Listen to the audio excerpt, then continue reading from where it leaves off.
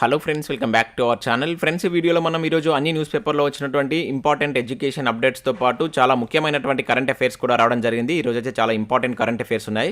So వీడియోని skip చేయకుండా end వరకు చూడండి. చూసే ప్రతి ఒక్కరు ఖచ్చితంగా లైక్ చేయండి. డైలీ 1 to 2 hours వర్క్ చేసి దాదాపుగా 8 న్యూస్ పేపర్ చదివి ఇన్ఫర్మేషన్ మీకు అందించడం జరుగుతుంది. సో మీరు ఇచ్చేటువంటి లైక్స్ ఒక టైప్ ఆఫ్ ఎంకరేజింగ్గా ఉంటాయి కనుక ప్రతి ఒక్కరు లైక్ చేయండి. ఈ వీడియోకి అయితే నేను 1000 లైక్స్ ఎక్స్పెక్ట్ చేస్తున్నాను. సో ఇది ఎవరికైతే యూజ్ ఉంటుందో వారికి షేర్ చేయండి. అదేవిధంగా సబ్స్క్రైబ్ చేసుకొని చూడండి. రెగ్యులర్గా మీకు జాబ్ అప్డేట్స్ అంతాయి. మన ఛానల్కి సంబంధించిన టెలిగ్రామ్ గ్రూప్లో కూడా జాయిన్ కాండి. సో దాంట్లో కూడా రెగ్యులర్గా జాబ్ అప్డేట్ షేర్ చేస్తున్నాను. మీకు చాలా యూజ్ ఉంటుంది. ఆ గ్రూప్లో కంపల్సరీ జాయిన్ కాండి.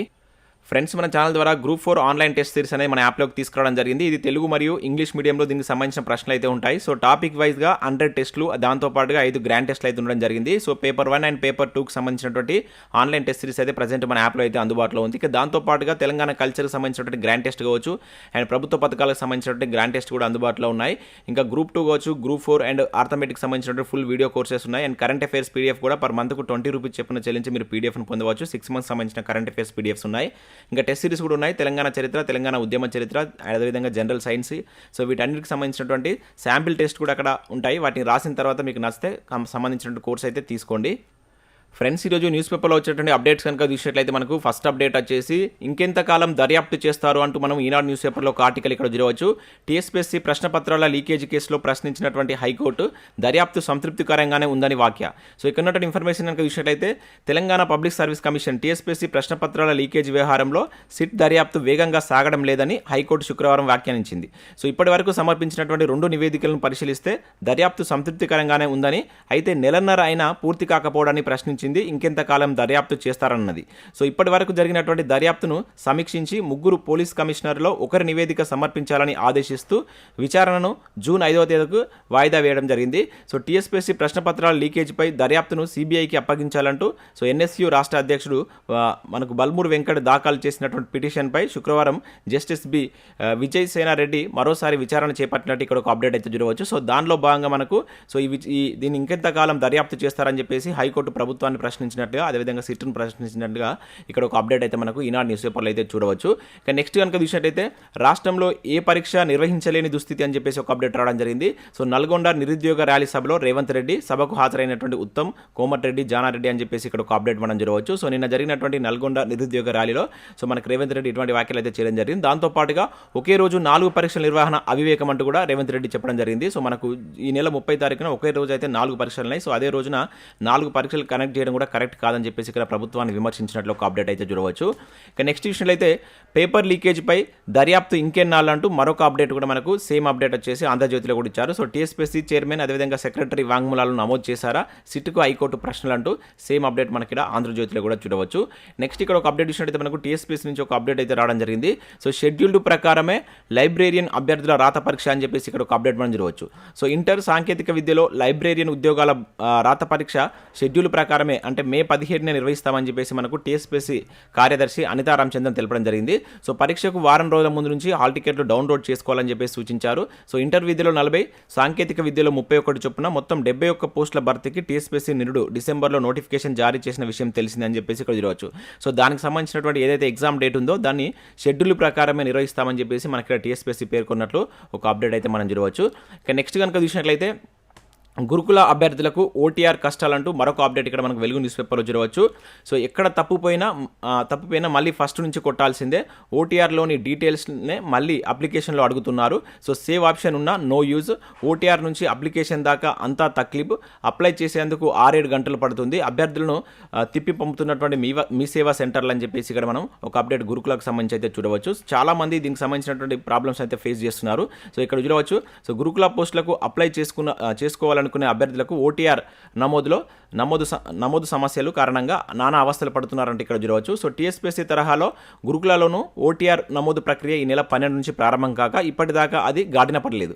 సో డీటెయిల్స్ ఎంటర్ చేసే సమయంలో ఎక్కడ తప్పు జరిగినా మళ్ళీ ఫస్ట్ నుంచి మొదలు పెట్టవలసి వస్తుంది. సో చివరకు ఓటీఆర్ పూర్తి చేసుకుని అప్లికేషన్కు వెళ్తే మళ్ళీ ఓటీఆర్లో అడిగినటువంటి డీటెయిల్స్నే నింపాల్సి వస్తుంది. సో దీంతో అప్లికేషన్కు గంటల కొద్ది సమయం పడుతుండడంతో అభ్యర్థులకు ఇదే అసలు పరీక్షలా తయారైందంటే ఇక్కడ చూడవచ్చు. సో పరీక్షల్లో మనకు గురుకులాల్లో PGT, TGT, JL, DL, art టీచర్లు, అదేవిధంగా ఫిజికల్ డైరెక్టర్లు, లైబ్రేరియన్, మ్యూజికల్ టీచర్ల భర్తీకి Telangana residential education institute recruitment board ఇటీవల మనకు దాదాపుగా 9,200 ఉద్యోగాలకైతే నోటిఫికేషన్ రిలీజ్ చేసి అప్లికేషన్స్ అయితే ప్రారంభించింది.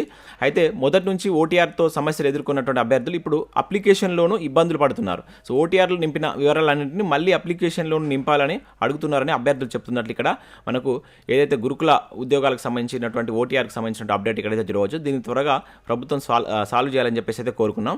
నెక్స్ట్ మరొక ఇంపార్టెంట్ అప్డేట్ ఇక్కడ మనం చూడవచ్చు. గురుకుల నియామకాల్లో మహిళలకు సమాంతర రిజర్వేషన్లు అంటూ ఇక్కడ ఒక అప్డేట్ మనం ఈనాడులో చూడవచ్చు. హైకోర్టు తీర్పు నేపథ్యంలో బోర్డు యోచన, ప్రస్తుతం వర్టికల్ విధానంలో భర్తీ అంటూ ఇక్కడ ఒక అప్డేట్ రావడం జరిగింది.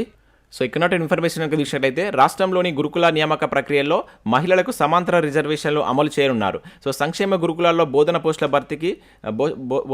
భర్తీకి జారీ చేసినటువంటి ప్రకటనలో ఈ పద్ధతిని అమలు చేయాలని గురుకుల నియామక బోర్డు ఆలోచిస్తుందని చెప్పేసి ఇక్కడ చూడవచ్చు. ప్రస్తుతం వర్టికల్ రిజర్వేషన్ల విధానం అమలవుతుంది. సో గ్రూప్ 1 ఉద్యోగాల భర్తీలో సుప్రీంకోర్టు తీర్పును అమలు చేయాలని ఇటీవల హైకోర్టు సూచించినటువంటి నేపథ్యంలో అన్ని ప్రభుత్వ ఉద్యోగాల భర్తీలోనూ సమాంతర రిజర్వేషన్ల అమలుకు చర్యలు తీసుకుంటున్నారు. సో గురుకులలో మనకు రీసెంట్గా 9,210 పోస్టుల భర్తీకి ఇటీవల ప్రకటన అయితే వచ్చింది. సో మొత్తం పోస్టుల్లో మహిళలకు 78% రిజర్వ్ కాక జనరల్ కింద 22% పోస్టులే ఉన్నాయి.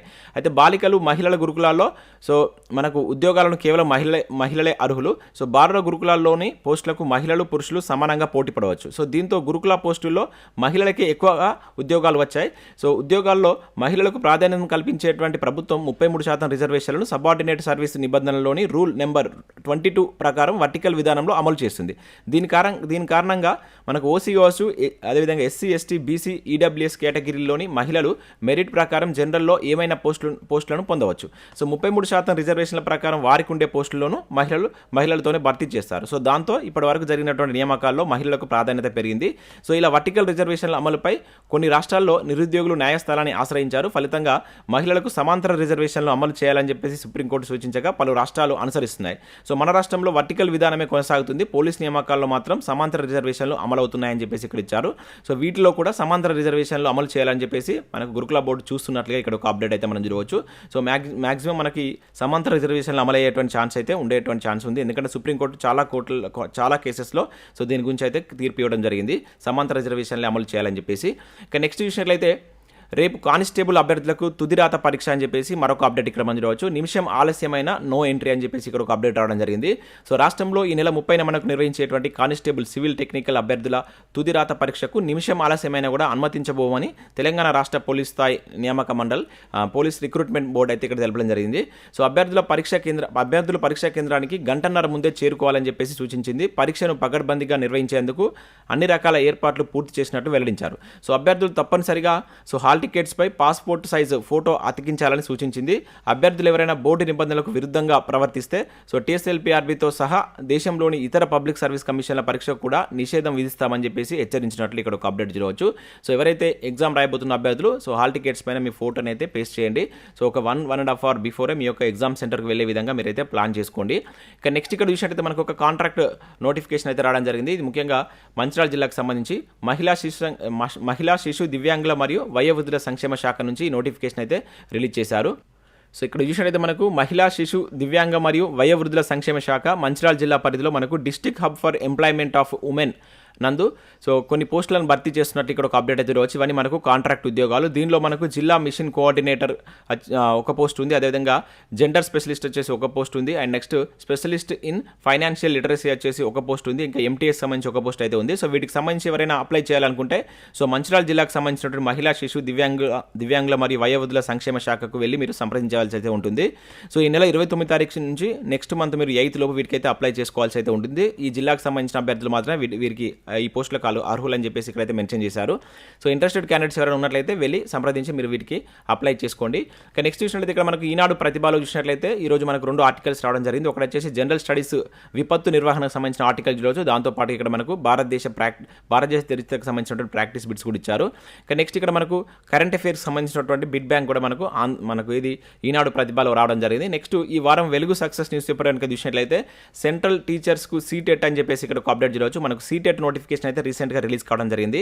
సో దానికి సంబంధించి ఏ విధంగా ప్రిపేర్ కావాలి, అర్హత ఏమిటి అండ్ సిలబస్ ఏ విధంగా ఉంటుందని చెప్పేసి ఇక్కడ ఆర్టికల్ ఇవ్వడం జరిగింది. ఇక దాంతోపాటుగా మనకు రీసెంట్గా బార్క్లో 4374 ఉద్యోగాల కోసం ఒక నోటిఫికేషన్ అయితే వచ్చింది. సో ఆ వివరాలు చూడవచ్చు. ఇంకా సెంట్రల్ గవర్నమెంట్ నోటిఫికేషన్లకు సంబంధించిన వివరాలు కూడా దీనిలో ఇచ్చారు. ఇంకా ఈ వీక్లో వచ్చినటువంటి ముఖ్యమైనటువంటి కరెంట్ అఫైర్స్ కూడా మీరు ఇక్కడైతే చూడవచ్చు. ఒకసారి దీన్ని డౌన్లోడ్ చేసుకొని చూసేటువంటి ప్రయత్నం చేయండి, లేదంటే మన టెలిగ్రామ్లో జాయిన్ కండి. సో దాంట్లో కూడా దీన్ని నేను షేర్ చేస్తాను. సో ఇవి మనకు వివిధ న్యూస్ పేపర్లో వచ్చినటువంటి ముఖ్యమైనటువంటి education updates. Next current affairs చూద్దాం. చాలా ఇంపార్టెంట్ కరెంట్ అఫైర్స్ అయితే రావడం జరిగింది. ఎక్కడ స్కిప్ చేయకుండా చూడండి. ఖచ్చితంగా లైక్ చేయండి. ఒకటే వీడియోలో మీకు education updates and current affairs కలిపి అందించడం జరుగుతుంది. ఖచ్చితంగా లైక్ చేసి మీ మిత్రులకైతే షేర్ చేయండి. ఇక్కడ ఫస్ట్ కరెంట్ అఫైర్ కనుక చూసినట్లయితే సాత్విక్ జోడీ చరిత్ర అంటే ఇక్కడ ఒక ఇంపార్టెంట్ కరెంట్ అఫైర్ మనం చూడవచ్చు. 52 ఏళ్ల తర్వాత పురుషుల డబుల్స్లో పథకం. సో ఆసియా బ్యాడ్మింటన్ ఛాంపియన్షిప్ అని చెప్పేసి ఇక్కడ ఒక అప్డేట్ చూడవచ్చు. సో కొన్నేళ్లుగా ప్రపంచ స్థాయిలో అదిరే విజయాలు సాధిస్తున్నటువంటి సాత్విక్ సాయిరాజ్ చిరాగ్ శెట్టి జోడీ మరోసారి మెరిసింది. సో ఆసియా బ్యాడ్మింటన్ ఛాంపియన్షిప్లో సెమీఫైనల్కు దూసుకెళ్లినటువంటి ఈ భారత ద్వయం చారిత్రాత్మక పథకం ఖరారు చేసిందని చెప్పేసి ఇక్కడ ఒక అప్డేట్ మనం చూడవచ్చు. సో దుబాయ్ వేదికగా జరుగుతున్నటువంటి ఆసియా బ్యాడ్మింటన్ ఛాంపియన్షిప్లో వీళ్ళకైతే పథకం ఇక్కడ ఖాయమైనట్లు ఒక అప్డేట్ అయితే రావడం జరిగింది. సో ఇది ఎక్కడ జరుగుతుందని చాలా ఇంపార్టెంట్. ఆసియా బ్యాడ్మింటన్ ఛాంపియన్ అనేది దుబాయ్ వేదికగా జరుగుతుంది. దీనిలో మనకు 52 ఏళ్ల తర్వాత దానిలో మన భారత్ తరపు నుంచి ఒక పథకం అయితే ఇప్పుడు ఖాయమైపోయింది. సెమీఫైనల్కి వెళ్ళారు. ఇంకా ఫైనల్ మ్యాచ్ అయితే ఉంది. సో ఏదో ఒక పథకం అయితే రావడం గ్యారంటీ అని చెప్పేసి ఇక్కడైతే మనం చూడవచ్చు. సో 52 ఏళ్ల తర్వాత సో ఇట్లా సెమీఫైనల్కి వెళ్ళడం ఇదే ఫస్ట్ టైం అనమాట. సో అది గుర్తుంచుకోండి. ఇక నెక్స్ట్ కనుక చూసినట్లయితే ఎల్ఐసిలో కొత్త చైర్మన్గా సిద్ధార్థ మెహంతి అని చెప్పేసి ఇక్కడ ఒక అప్డేట్ చూడవచ్చు. మనకు life insurance corporation of India కొత్త చైర్మన్గా మనకు సిద్ధార్థ మెహంతిని ప్రభుత్వం అయితే నియమించింది. సో ఆయన ప్రస్తుతం మనకు ఎల్ఐసి ఎండి అదేవిధంగా తాత్కాలిక చైర్మన్గా అయితే కొనసాగుతున్నారు. సో ఇతన్ని ఇక్కడ చైర్మన్గా నియమిస్తున్నట్లు మనకి ఇక్కడ ఉత్తర్వులు అయితే జారీ చేయడం జరిగింది. సో నియామకాలకు సంబంధించి చాలా ఇంపార్టెంట్ గుర్తుంచుకోండి. సో ఎల్ఐసి యొక్క నూతన చైర్మన్ ఎవరు అని చెప్పేసి అడగవచ్చు. సిద్ధార్థ మెహంతి అని చెప్పేసి గుర్తుంచుకోండి. సో నెక్స్ట్ కరెంట్ అఫైర్ కనుక చూసినట్లయితే ఉత్పాదక ఆవిష్కరణలో తెలంగాణకు మూడవ స్థానం అని చెప్పేసి ఇక్కడ చూడవచ్చు. సో రాష్ట్రానికి 32.8 స్కోరు, ఏపీకి 22వ ర్యాంకు. సో కేంద్రం అదేవిధంగా యుఎన్ఐడిఓ సర్వే నివేదిక అని చెప్పేసి ఇక్కడ ఒక అప్డేట్ అయితే చూడవచ్చు. చాలా ఇంపార్టెంట్ కరెంట్ అఫైర్ ఇది కూడా. సో ఉత్పాదక ఆవిష్కరణలో తెలంగాణకు దేశంలోనే 3వ ర్యాంకు లభించింది. సో తయారీ రంగ ఆవిష్కరణలో 100కు గాను తెలంగాణ 32.8 స్కోరు సాధించినట్లు ఇక్కడ చూడవచ్చు. ఉత్పాదకత అదేవిధంగా తయారీ రంగానికి రాష్ట్రాలు కేంద్రపాలిత ప్రాంతాలు ఇస్తున్నటువంటి ప్రాధాన్యత, అవి సాధిస్తున్నటువంటి విజయాలు, ఈ రంగంలో అనుసరిస్తున్నటువంటి విధానాలపై కేంద్ర శాస్త్ర సాంకేతిక శాఖ, ఐక్యరాజ్య సమితి, పారిశ్రామిక అభివృద్ధి సంస్థ సంయుక్తంగా ఒక సర్వేనైతే రిలీజ్ చేయడం జరిగిందనమాట. దానిలో మన తెలంగాణ 3rd ర్యాంక్లో ఉంది. సో ఫస్ట్ వచ్చేసి ఇక్కడ కర్ణాటక 33.41 పాయింట్స్ తోటి ఫస్ట్ ప్లేస్లో, తర్వాత దాద్రా నగర్ హవేలీ సెకండ్, తర్వాత తెలంగాణ వచ్చేసి 3rd ప్లేస్లో ఉంది. 4th ప్లేస్లో తమిళనాడు అండ్ నెక్స్ట్ ఉత్తరాఖండ్ ఉంది. ఏపీ కనుక చూసుకున్నట్లయితే 22వ స్థానంలో ఉంది. సో ఇది ఉత్పాదక ఆవిష్కరణల సూచి అనమాట. కేంద్రం అదేవిధంగా యుఎన్ఓ కలిపి ఈ నివేదికనైతే రూపొందించడం జరిగింది. సో వీటిని గుర్తుంచుకోండి, చాలా ఇంపార్టెంట్ అది. ఇక నెక్స్ట్ నర్సుల సంఖ్యలో మన స్థానం 14 అని చెప్పేసి ఇక్కడ మరొక నివేదిక అయితే చూడవచ్చు. టాప్ 3లో ఉన్నటువంటివి తమిళనాడు, కేరళ, ఆంధ్రప్రదేశ్. అండ్ ఏపీలో 2.62 లక్షల మంది, తెలంగాణలో 53,314 మంది నర్సులు ఉన్నట్లు ఇక్కడ చూడవచ్చు. సో ఇక్కడ ఎన్ఎంఏల పరంగా చూస్తే మనకు ఏపీ అనేది టాప్ ప్లేస్లో ఉంది. తెలంగాణ 19వ స్థానంలో జరిగింది. ఇక 4,980 బీఎస్సీ నర్సింగ్ సీట్లతో 9వ స్థానంలో రాష్ట్రం అని చెప్పేసి చూడవచ్చు. బీఎస్సీ నర్సింగ్ సీట్ల పరంగా చూసుకున్నట్లయితే మనకు తెలంగాణ అనేది 9వ స్థానంలో ఉన్నట్టు ఇక్కడ ఒక అప్డేట్ అయితే రావడం జరిగింది. సో ఇక్కడ చూసినట్లయితే ఇండియన్ నర్సింగ్ కౌన్సిల్ నివేదిక వెల్లడి అని చెప్పేసి ఇక్కడ చూడవచ్చు. ఈ ఏ నివేదిక అంటే ఇది ఇండియన్ నర్సింగ్ కౌన్సిల్ నివేదిక అయితే నేను రిలీజ్ చేశారు. సో దీనిలో మనం ముఖ్యంగా గుర్తుంచుకోవాల్సిందంటే తెలంగాణ స్థానం 14లో ఉంది. అదేవిధంగా మనకి ఏపీ స్థానం కనుక చూసుకున్నట్లయితే ఇక్కడ 3rd ప్లేస్లో ఉంది. టాప్ 3లో ఉన్నటువంటి ఏంటిది తమిళనాడు, కేరళ, ఆంధ్రప్రదేశ్. ఈ మూడింటిని గుర్తుంచుకోండి. ఇంకొకవేళ అవి కాకుండా ఇక్కడ మనకు ఓవరాల్గా మనకి ఇది ఏఎన్ఎం పరంగా అడిగినట్లయితే ఏపీ టాప్ ప్లేస్లో ఉంది, తెలంగాణ 19వ స్థానంలో ఉన్నట్లు గుర్తుంచుకోండి. అదేవిధంగా ఒకవేళ బీఎస్సీ నర్సింగ్ పరంగా అడిగితే 9వ స్థానంలో తెలంగాణ ఉంది. సో ఇవన్నీ చాలా ఇంపార్టెంట్. నివేదికలకు సంబంధించి ఇటీవల కాలంలో మనకు ఎక్కువగా క్వశ్చన్స్ అడుగుతున్నారు. కొంచెం ఫోకస్ చేయండి వాటిపైన. ఇక నెక్స్ట్ కరెంట్ అఫైర్ కనుక చూసినట్లయితే ఐఎంఎఫ్ ఉద్దీపనకు శ్రీలంక ఆమోదం అని చెప్పేసి ఇక్కడ ఒక అప్డేట్ మనం చూడవచ్చు. అంతర్జాతీయ ద్రవ్యనిధి ఐఎంఎఫ్ మంజూరు చేసినటువంటి $3 బిలియన్ల ఉద్దీపన ప్యాకేజీకి శుక్రవారం శ్రీలంక పార్లమెంటు ఆమోదం తెలిపిందని చెప్పేసి చూడవచ్చు. ఇక్కడ కొన్ని నెలలుగా ఆర్థిక సంక్షోభంతో సతమతమవుతున్నటువంటి ద్వీప దేశానికి ఇది ఒక ఉపశమనంగా అయితే చెప్పవచ్చు అని చెప్పేసి ఇక్కడ చెప్తున్నారు. సో ఐఎంఎఫ్ సహాయాన్ని క్లిష్ట సమయంలో చారిత్రాత్మక మైలురాయిగా శ్రీలంక ప్రభుత్వం అభివర్ణించినట్లు ఇక్కడ ఒక అప్డేట్ అయితే చూడవచ్చు.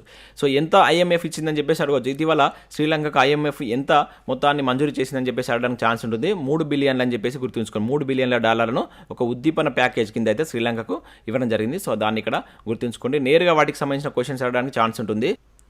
సో ఇక నెక్స్ట్ కరెంట్ అఫేర్ ఇచ్చినట్టయితే సీఎంపీఎఫ్లో ఇక పేపర్లెస్ సేవలు అని చెప్పేసి ఒక అప్డేట్ ఇక్కడ మనం చూడవచ్చు. మే 1 నుంచి అమల్లోకి సింగరేణి పెన్షనర్లకు తప్పనున్నటువంటి ఇబ్బందులు అని చెప్పేసి ఇక్కడ ఇచ్చారు. సో మనకు దేశవ్యాప్తంగా కోల్ మైన్స్ ప్రొవిడెంట్ ఫండ్, దీన్ని మనం సీఎంపీఎఫ్ అంటాం. సో ఈ సేవలు ఇక పేపర్లెస్గా కొనసాగనున్నాయి. ఇన్నాళ్ళుగా మాన్యువల్గా అందినటువంటి సేవలతో పెన్షనర్లు ఇబ్బంది పడ్డారు. సో మే 1 నుంచి ఆన్లైన్ పద్ధతిలో సర్వీసులు అమల్లోకి రానున్నట్లు ఇక్కడ ఒక అప్డేట్ చూడవచ్చు. దీనికోసం నిక్సీ అనేటువంటి ఐటీ కంపెనీకి బాధ్యతలు అప్పగించారు. సో ధన్బాద్ కేంద్రంగా దేశవ్యాప్తంగా 10 చోట్ల మనకు ఈ సీఎంపీఎఫ్ రీజనల్ ఆఫీసులు అయితే పనిచేస్తున్నాయి. ఇందులో మనకు తెలంగాణకు సంబంధించి సింగరేణి పరిధిలో గోదావరి కానీ కావచ్చు, కొత్తగూడెం ఆఫీస్ ఉన్నట్లు ఇక్కడ ఒక అప్డేట్ అయితే మనం చూడవచ్చు. సో ఇప్పటి నుంచి ఈ పేపర్లెస్ అనేది అమల్లోకి వస్తుందంటే మే 1 నుంచి అమల్లోకి రానున్నట్లు ఇక్కడ ఒక అప్డేట్ అయితే రావడం జరిగింది.